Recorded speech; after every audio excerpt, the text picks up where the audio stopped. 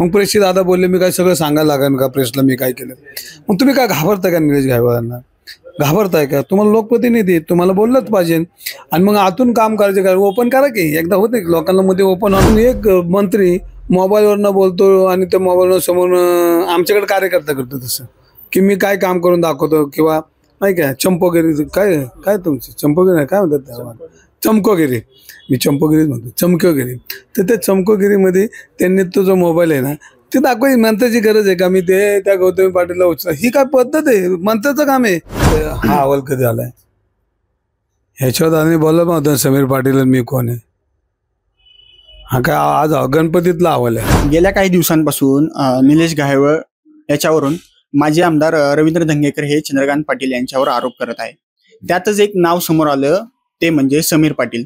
नेमकं हे समीर पाटील प्रकरण काय ते आपण रवींद्र धंगेकर यांच्याकडून जाणून घेणार आहोत. सर नेमकं हे समीर पाटील कोण आहे? बघा याच्यामध्ये निलेश गायकवाड ज्या पद्धतीनं भारत सोडून पळून गेला त्याची माहिती पासपोर्टमध्ये छेडछाड केली आणि पासपोर्टमध्ये छेडछाड केली म्हणजे हा पोलीस खात्याची नाचक्की. जर शासकीय कागदपत्रात जर छेडछाडी करतात पोलिसांना माहित नाही. निलेश गायकवाड ज्या अधिकाऱ्याला माहित नाही तो अधिकारी या पोलीस स्टेशनमध्ये किंवा या सेवेत काम करणं म्हणजे त्याचा त्यांनी करूच नाही. आणि जर करत असेल तर मग कोणाच्या पुण्याने हे करावं लागलं याचा तपास हा करावा लागेल. मी महासंचालकांना पत्र दिलं की ह्याच्यामध्ये चौकशी करून ज्यांनी पासपोर्ट घेतलाय त्या अधिकाऱ्यावर गुन्हा दाखल झाला पाहिजे. मी वेळ पडली तर या सगळ्या माहितीच्या प्रकरणात मी कोर्टामध्ये अपील दाखल करेन की या अधिकाऱ्याचं नाव पाहिजे आणि त्यावर कारवाई झाली पाहिजे. आणि मग हे सगळं करत असताना जर निलेश गायकवाडची दादा गुन्हेगारी आज आहे का? ही कित्येक वर्ष कोथरूडमध्ये चाललेली आहे. आणि चंद्रकांत दादा पाटलांच्या ऑफिसमध्ये ती सगळी माहिती घेतली. मला एक पोलीस अधिकारी म्हणला की याच्यामध्ये समीर पाटील नावाचा व्यक्ती आम्हाला प्रचंड त्रास देतो आणि ह्याच्यामध्ये त्याच्यासाठी ह्या पोलीस स्टेशनला रेड कार्पेट टाकलेलं असतं. म्हणून आज समीर पाटील कोण आहे म्हणून मी आपलं बोललो की आज समीर पाटील कोण आहे दादांच्या ऑफिसमध्ये काम करणारा. तर मी हा जे समीर पाटील बोलले ह्यांचं मी नावच घेतलं नव्हतं. मी हे नाव घेतलं की समीर पाटील हा नावाचा व्यक्ती दादांच्या ऑफिसमध्ये लुटबुट कोण करतो. मग मला 2 दिवसापूर्वी तुमच्याच प्रेसमध्ये कळलं की समीर पाटील नावाची व्यक्ती प्रेसला आली. मग तो लुटबुट करत नव्हता तो आलाच कशाला?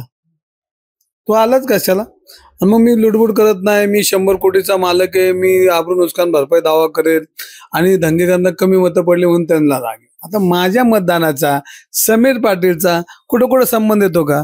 मग जर समीर पाटीलचा संबंध येत असेल तर मग तो चंद्रकांत पाटलांच्या जवळ असेल ही वस्तुस्थिती त्यांनी जाहीर केली सारखी. मग अजून मी माहिती घ्यायला पहिला समीर पाटील नावाची व्यक्ती कोण आहे. मग मला कळलं सांगलीमधला पहिला मोक्याचा गुन्हेगार आहे. अनेक टोळ्यांमध्ये त्यांनी पूर्वी कामं केली आणि त्यानंतर तो चंद्रकांत पाटलांच्या जवळ येऊन 100 कोटीचा मालक बी झाला. मी अजून माहिती घेतली मग ह्याला काय हुंड्यात प्रॉपर्टी मिळेल का? ह्याला काय राजकीय हुंड्यातनं कोणी दिली का? ह्याच्यामध्ये कुठं काय? मग अजून माहिती मिळेल की तो पवन शक्तीपासून त्याचं कनेक्शन आहे.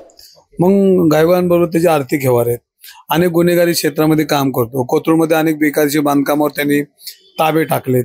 हे सगळं निलेश गायकवाडांच्या माध्यमातून टाकतं. मग त्याची कुठेतरी प्रॉपर्टी सायदी हॉस्पिटलची मग त्या प्रॉपर्टीमध्ये त्यांनी ती भाड्याने दिली. तोच सांगतोय मी नाही सांगत. मग ती प्रॉपर्टी जर बेकायदेशीर आहे त्याच्यामध्ये अनेक बेकायदेशीर बांधकाम आहेत चुकीच्या पद्धतीने टॅक्स बुडवलेत आणि त्याच्यामध्ये जर सगळा अभ्यास केला तर तो एक बुलडोजर नानापेठेतला बुलडोजर परवा आंदेकरांना काढला तोच बुलडोजर तिथं नेला पाहिजे. तो जर नेला नाही तर मग ह्याला मग दादा काय शांत आहेत. मग मला परत लक्षात आलं की दादा आत्मचिंतन करत असेल आपण काय चुकतोय का?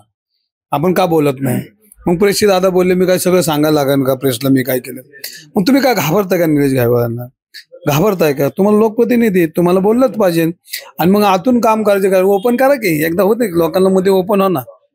अधिकाऱ्यांना कळण पोलिसांना कळण जनतेला कळण की तुम्ही आतून काय काय करता आम्हाला माहित नाही. मग आतून जर षडयंत्र करायचं असेल तर ह्या गुन्हेगाराला आतून काय करता ओपन करा की. तुम्हाला अडवलं कोणी? चंद्रकांत आता माझे स्पर्धक होते होणारे ते राजकारणातला भाग वेगळा. पण तुम्ही पुणेकरांसाठी जरी पुणेकरांनी तुम्हाला मान सन्मान दिला पुणेकरांसाठी तरी एकदा ताकद वापरा. तुम्हाला आनंद आसुरी आनंद मिळतो मी एवढ्या मतांनी निवडणार तो आनंद खोटा आनंद आहे. तुम्ही जनतेची फसवणूक करताय. जनता एका विचाराला मतदान देते त्याचा अर्थ असा नाही की तुम्हाला देतील. बरं तुम्हाला देत असेल तर तुम्ही त्याची प्रार्थना करू नका. तुम्ही निलेश गायकवाडांचं नाव घ्या आणि आतून काय करू नका ओपन करा हे आम्हाला बरं वाटेल. सर कुठेतर चंद्रकांत दादा निलेश घायवळच्या प्रकरणावर बोलताना दिसत नाहीत. आता त्या दिवशी त्यांना एक प्रश्न विचारला तर ते म्हणले आय एम सॉरी म्हणले, एका पत्रकाराने विचारायला गेला. आणि दुसऱ्यांदा रोहित पवारने एक ट्विट केलं तर त्याच्यावर प्रश्न विचारला तर चंद्रकांत आता भडकले आणि म्हणले तुम्हाला काय सगळं मी सांगाव का म्हणले मी काय करतोय. नाही मग लपून काय ठेवतो, ओपन होऊ द्या की. तुम्ही लोकप्रतिनिधी म्हणलं तुम्ही समाजापुढे बोलला पाहिजे ना. त्यांचा एक व्हिडिओ व्हायरल झाला गौतम पाटीलला उचला, तसा त्यांनी कधी फोन केलेला दिसत नाही. त्या व्हिडिओवरच मला बरंच बोलायचं आहे की गौतमी पाटील या कलाकार आहेत. माझी साधक मागणी आणि तुमची की तिने त्या कुटुंबाला जाऊन भेटलं पाहिजे नव्हतं आणि आपल्या गाडीमुळे त्यांना एक दिलासा द्यायला पाहिजे माणुसकीच्या दृष्टीने. हा मानवाचे काम. पण एक मंत्री मोबाईलवरनं बोलतो आणि त्या मोबाईलवर समोर आमच्याकडे कार्यकर्ता करतो तसं की मी काय काम करून दाखवतो किंवा नाही काय चंपोगिरी काय काय तुमची चंपोगिरी काय म्हणतात त्याला, चमकोगिरी. मी चंपोगिरीच म्हणतो, चमकोगिरी. तर त्या चमकोगिरीमध्ये त्यांनी तो जो मोबाईल आहे ना ते दाखवायची मंत्र्याची गरज आहे का मी ते त्या गौतमी पाटीलला उचला, ही काय पद्धत आहे? मंत्र्याचं काम आहे. अरे बोला ना तुम्ही कमिशनरला सांगा जर चुकले असेल तर त्याच्यावर कारवाई करा. तुम्ही सोशल मीडियावर दाखवताय, मंत्री दाखवतोय, तुम्ही आज कुठल्या लेवलला आहे, तुम्ही लेवल सोडूनच तुमचं चाललंय हे सगळं. आणि मग निलेश घायवळ बोलला असतं तर अजून पुणेकरांना आनंद वाटला असता. हे सगळे चमकोगिरी आहे.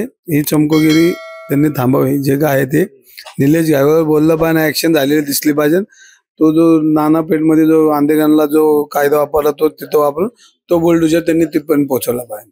कोथरूडमध्ये एक राज्यसभा खासदार, एक लोकसभा खासदार आणि मंत्री असे तीनही नेते आहेत.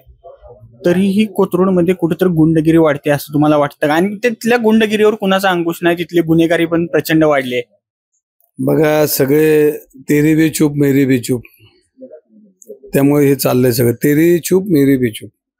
त्याच्यामध्ये आमच्या त्या भगिनी कुलकर्णीत आहे, स्पीकर वाजला की जाऊन तिथे सगळे करतात. एक स्पीकर वाजती चूक आहे, ज्यांनी केलं ती चूक आहे म्हणजे असं नाही म्हणत.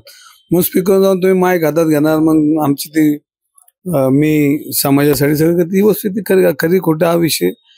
पण तुम्हाला गुन्हेगारी एका गुन्हेगारावर कधी बोलताना नाही का दिसले पाहिजे. तेरी चूप मेरी चूप सगळं चाललंय ते आपल्यासाठी चाललंय, हे बी आपल्यासाठी चाललंय, ते बी आपल्यासाठी चाललंय. एक बाजूने स्पीकर लावणारे हेच, एक बाजूने स्पीकर बंद करणारे हेच. सगळ्यांनी लोकांना आणि सगळ्यांना आता कळतंय, पण आता वेळ लागेल त्याला. स्पीकर लावणारे हे ते तर म्हणतात कमिशनर बी माझं ऐकत नाही आणि कमिशनर तर यांच्या हातात आहे. म्हणजे लोकांना फसवण्याचा व्यवस्थित सगळ्यांनी मिळून उद्योग केलेला आहे, चालू आहे. माझा काय कोणा आक्षेप नाही, कारण ते आमच्या भगिनी आहेत, मी ते एकत्र काम केलं. ते बोलू शकतात, पण आता त्यांना माहिती आहे आपले पुढचं अवघड होईल. शांत असतात. पुण्याचे खासदार पण कुठे बोलताना दिसत नाही. ते बोलणारच नाही, ते बोलू शकत नाही. मग का सगळे जे आले ते वजळगिरी करायला आलेत, हे स्वतःचं मत मांडू शकत नाही.